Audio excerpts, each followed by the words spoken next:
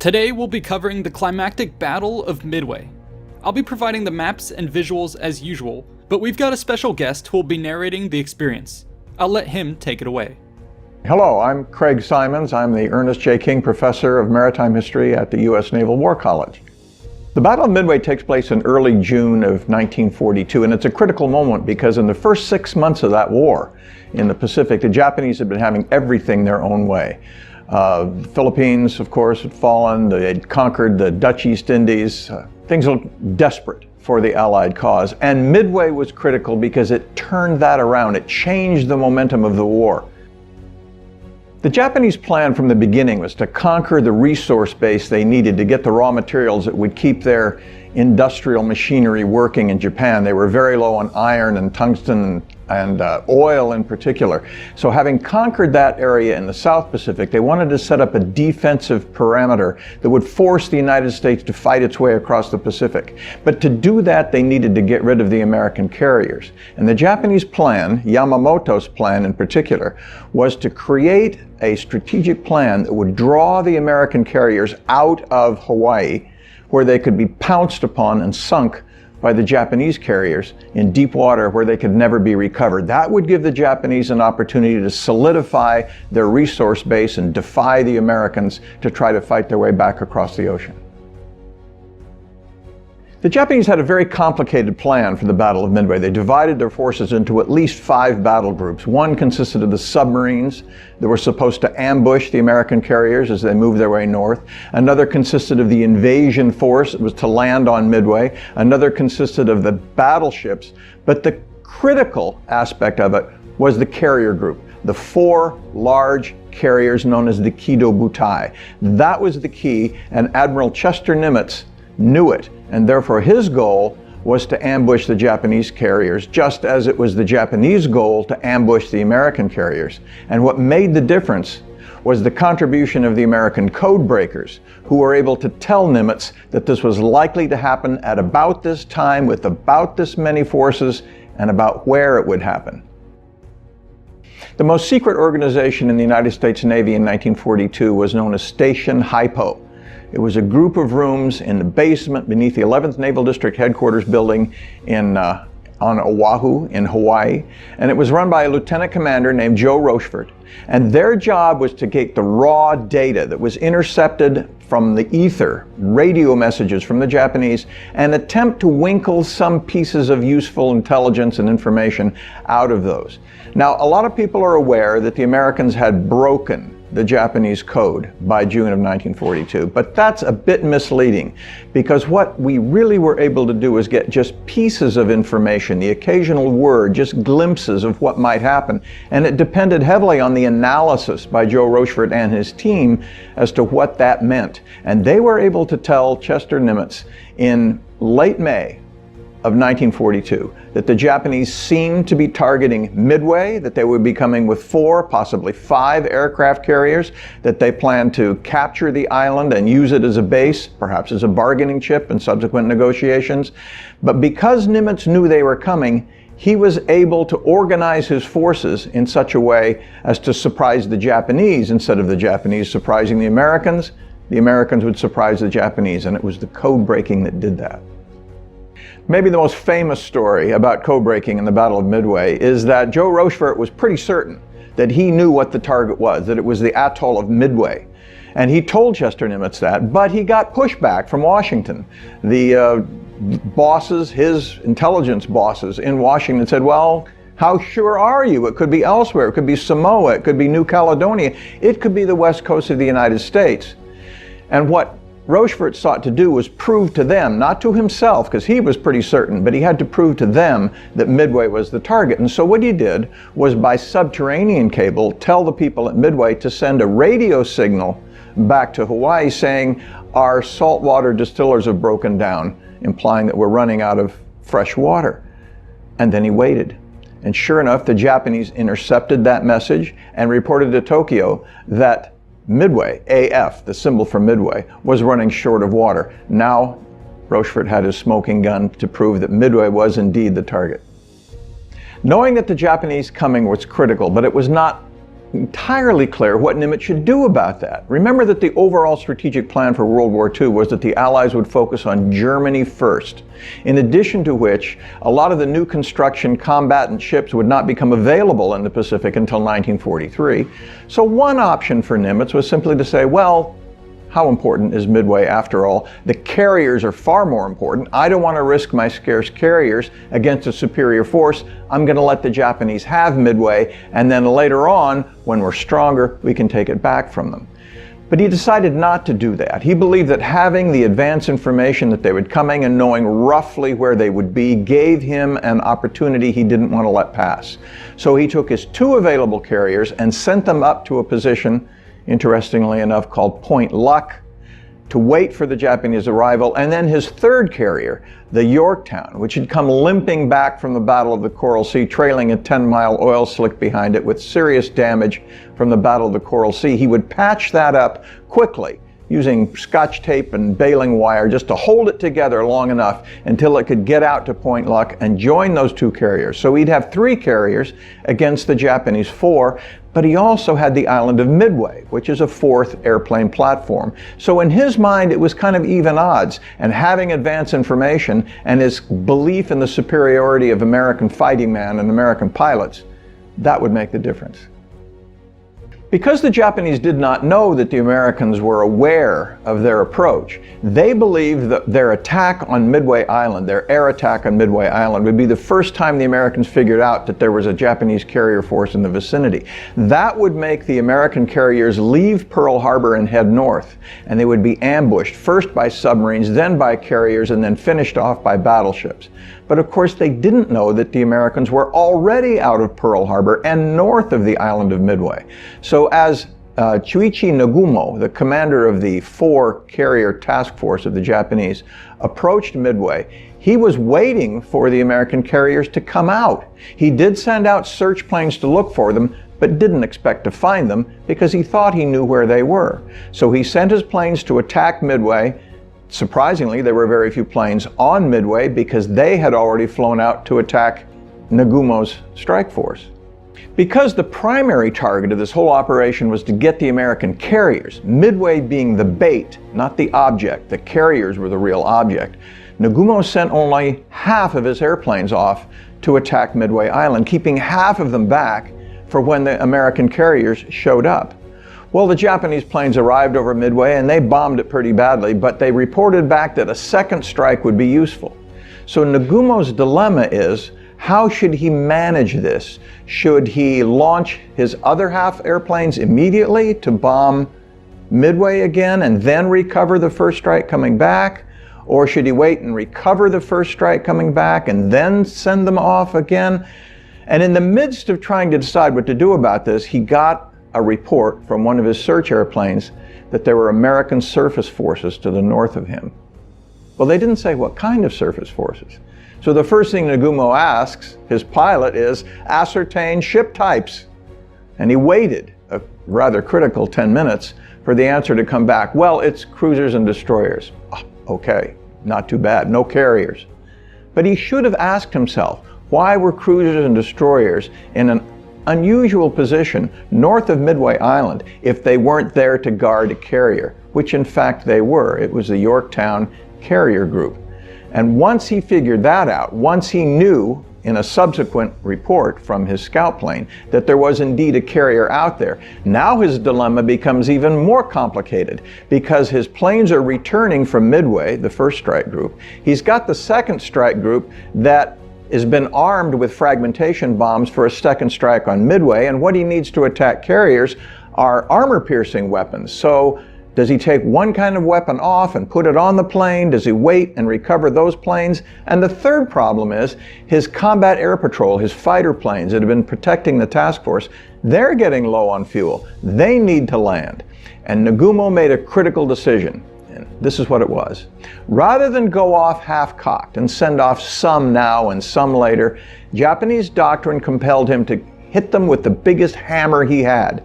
And that meant recovering the planes returning from Midway, refueling, rearming them with armor-piercing ammunition, and then sending everything off. The torpedo planes, the bombers, the fighters, all in a coordinated strike to get those American carriers. But making the decision and making the changeover took enough time so that by the moment they were ready, it was already too late. All this time while Nagumo was making up his mind about how to respond to the news that there was an American carrier north of him, he was under attack from the land-based planes that the Americans had sent out from Midway Island, a total of 90 of them, various types of Vindicator bombers and some new Avengers, and also a very eclectic attack group. And they were not very effective, to be perfectly candid. Very few of them could get close enough to launch their torpedoes. The bombs missed by hundreds of yards. The Japanese Zeros shot down most of them. But what it did mean was that his task force had to maneuver and navigate and change direction to avoid torpedoes and try to avoid those bombs. They did all that successfully, but it delayed the transformation of the attack group from land-based fragmentation bombs to carrier-targeted armor-piercing bombs. And again, that delay played a crucial role. There are three kinds of airplanes on every carrier. There are dive bombers, torpedo bombers, and fighter planes. The fighter planes exist to protect the bombers and the torpedo planes from enemy fighters. But the hammer is the dive bomber, which comes streaking down from 20,000 feet at about a 70-degree angle, using the airplane itself as an aiming device, and then releasing their bomb when they're about 2,000 feet up, 1,500 feet, depending on how daring the pilot wants to be, and then pulling out of the dive. The torpedo bombers have to come in very low, only about 100 feet off the surface, because if you drop your torpedo from too great a height, it'll break up upon entering the water. So they came in low and they came in slow.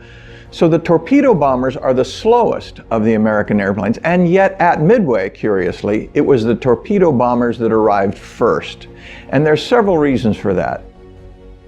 The three American carriers were operating in two groups, one group of two that would ordinarily have been commanded by William Halsey, but Halsey had a terrible skin disease and had been ordered into the hospital. So his subordinate, Admiral Raymond Spruance, who was not ordinarily a carrier commander, he was a cruiser-destroyer man, but he was in charge of that two-carrier group.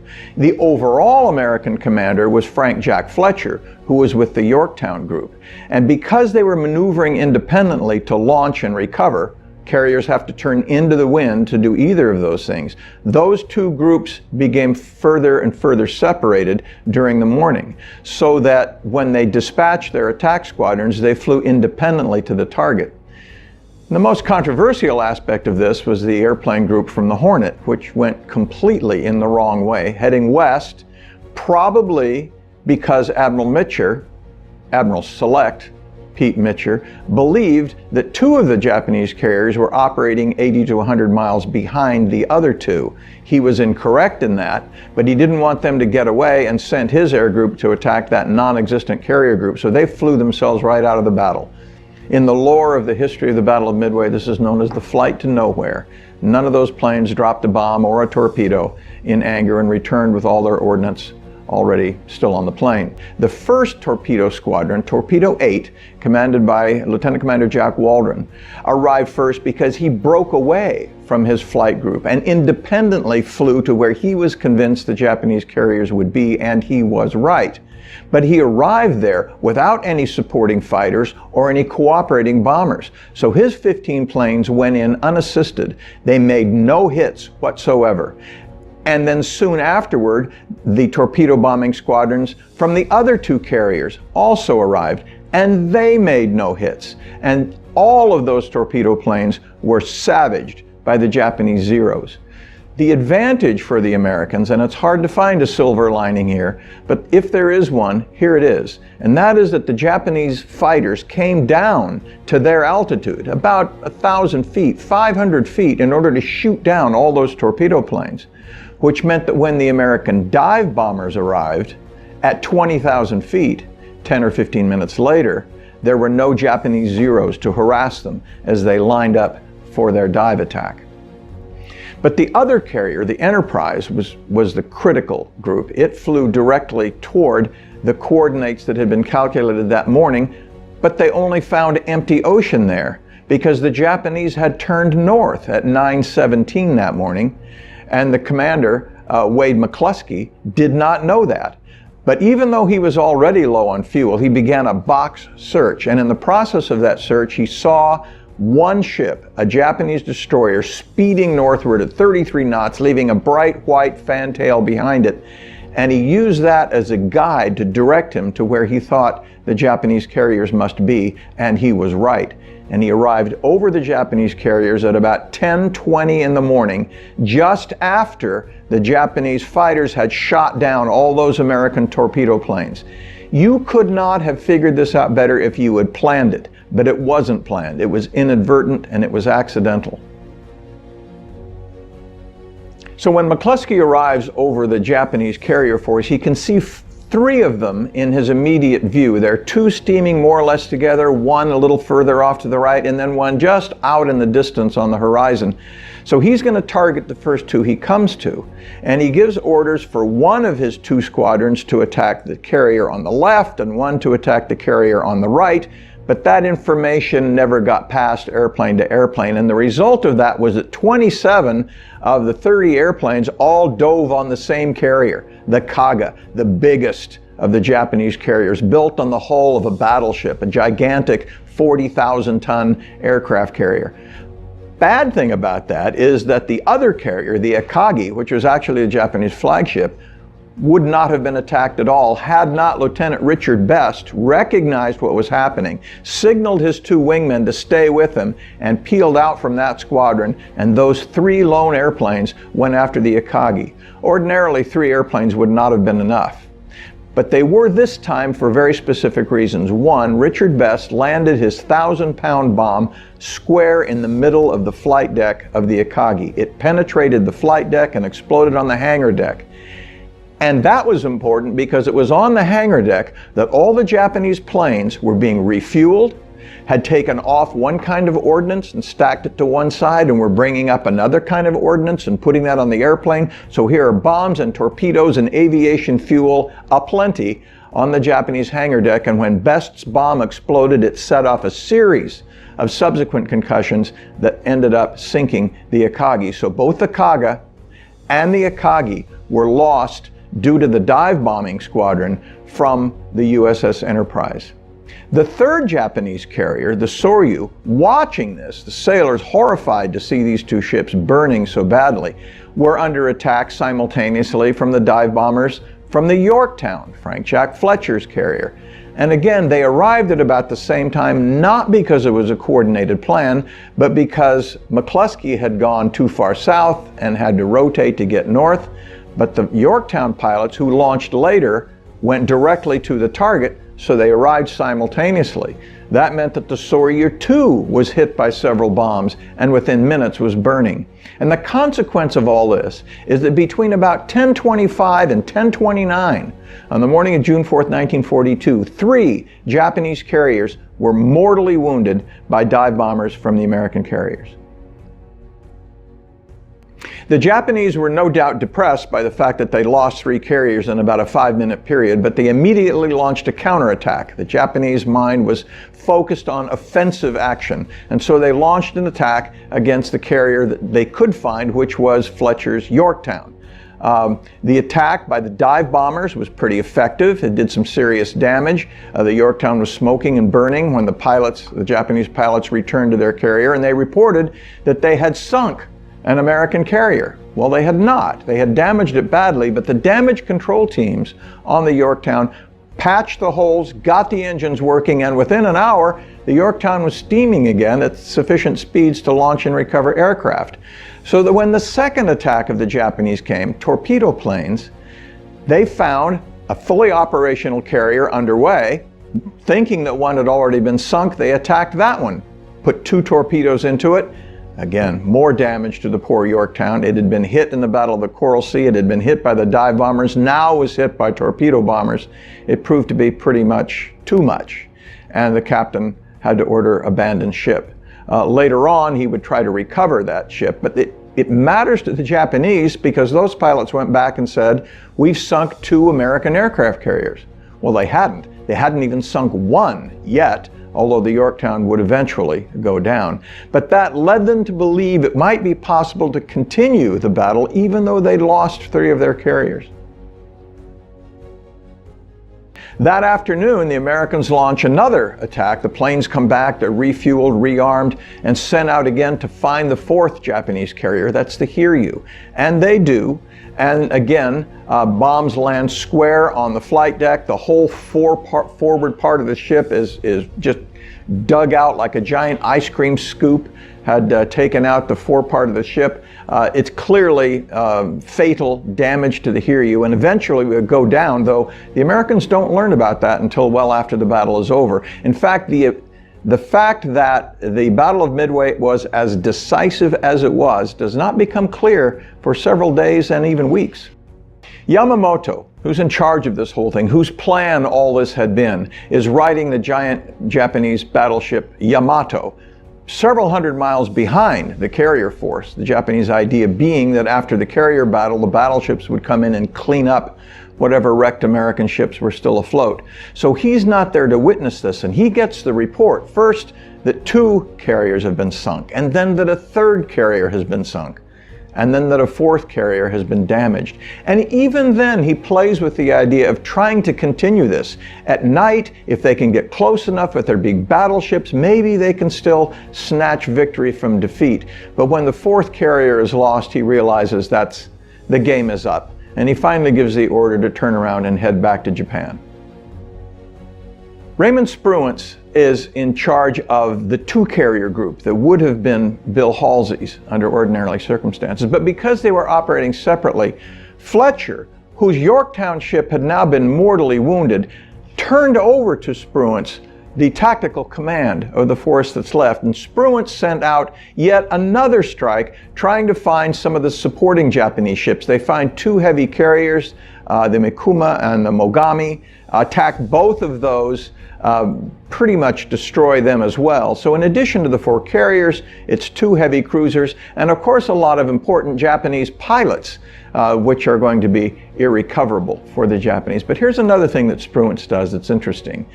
When night falls, instead of continuing the pursuit, which some of his subordinates urged, he turned around and headed back toward Hawaii. The reason being he knew the Japanese might be seeking a night engagement, and he wanted absolutely no part of that. And he was cool enough in his decision making that having made that decision, pretty sure that he had done the right thing, he went to bed. The Battle of Midway does not decide the outcome of the war, but it dramatically changes the trajectory of the war. In the first 6 months of that conflict, the Japanese were on the offensive. They were the aggressors. They made the decisions about what would be attacked and when, and the Americans were responding to that aggression. After the morning of June 4th, 1942, the Japanese were on the defensive, trying to protect what they had, and the Americans would go on the offensive. In fact, just a month later, they would land on the island of Guadalcanal to begin the offensive that would cross the Pacific and end in Tokyo Harbor in 1945. I wanted to thank Craig Simons for his fantastic narration of the battle. If you want to learn more, definitely check out his book, The Battle of Midway, which is one of the best materials on the subject at hand. Anyways, thanks again for watching, and see you all in the next one.